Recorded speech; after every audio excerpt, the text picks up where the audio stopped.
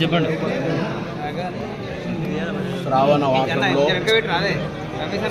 శ్రావణ మాసంలో ప్రతి సంవత్సరము శ్రీ భద్రకాళి సమేత కొత్తకొండ వీరభద్ర స్వామి కొత్తకొండలో ఉన్నటువంటి ఆలయంలో 27 రోజుల పాటు నక్షత్ర మాల అలంకరణ జరుగుతుంది. నేను గతంలో ఈ దేవాలయానికి వచ్చినప్పుడు మీ అందరి ఆశీర్వచనంతో దేవుడి ఆశీర్వచనంతో శాసనసభ్యుడిగా గెలిస్తే ఈ మాలా దీక్ష చేస్తానని చెప్పడం జరిగింది. దానిలో భాగంగా ఈరోజు ఈ దీక్షను తీసుకొని 27 రోజులు ఈ నక్షత్ర దీక్షలో దేవాలయ భగవంతుని నియమ నిబంధనలకు అనుగుణంగా పూజా కార్యక్రమాల్లో పాల్గొనాలని నిర్ణయం తీసుకోవడం జరిగింది. దీని యొక్క ముఖ్య ఉద్దేశం ఇది ఒక చారిత్రాత్మక మహిమ కలిగిన భద్రకాళి సమేత వీరభద్ర స్వామి. నిన్ననే శ్రీశైలం వెళ్ళడం జరిగింది.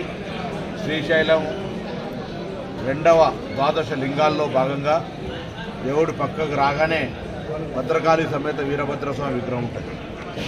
బయటికి రాగానే వేములవాడ రాజరాజేశ్వర స్వామి విగ్రహాలు ఉంటాయి, పూజలు జరుగుతాయి. అంటే ఇంత ప్రాచుర్యం కలిగి ఇంత మహిమ కలిగిన ఈ దేవాలయానికి సంబంధించి ఉమ్మడి కరీంనగర్ జిల్లా కావచ్చు, ఉమ్మడి వరంగల్ జిల్లా, పక్కనున్న ఉమ్మడి మెదక్ జిల్లా, ఆదిలాబాద్ జిల్లా దాకా కూడా భక్తులు ఇక్కడికి రావాలని దేవుడి యొక్క మహిమ నేను స్వయంగా విశ్వాసం ఉంది. ఇది ఈ విశ్వాసం అనేటువంటిది భక్తుల యొక్క ఆకాంక్షల కారణంగా అందరూ కూడా ఈ ప్రాంతంలో ఉన్నటువంటి వాళ్ళందరూ కూడా ఈ దీక్ష నా ఒక్కడి మంచి కొరకే కాకుండా సర్వేజన సుఖినోభవం అన్నట్టుగా రైతులకు వ్యవసాయపరంగా కావచ్చు, ఈ మధ్య అనవసరమైన అనేకమైన అనారోగ్యాలు వస్తున్నటువంటి పరిస్థితులలో ఆరోగ్యంగా ఉండడానికి సంబంధించి కావచ్చు, ఈ విధంగా అందరూ కూడా బాగుండాలనే కోరికతో కూడా ఈ దీక్ష తీసుకోవడం జరిగింది.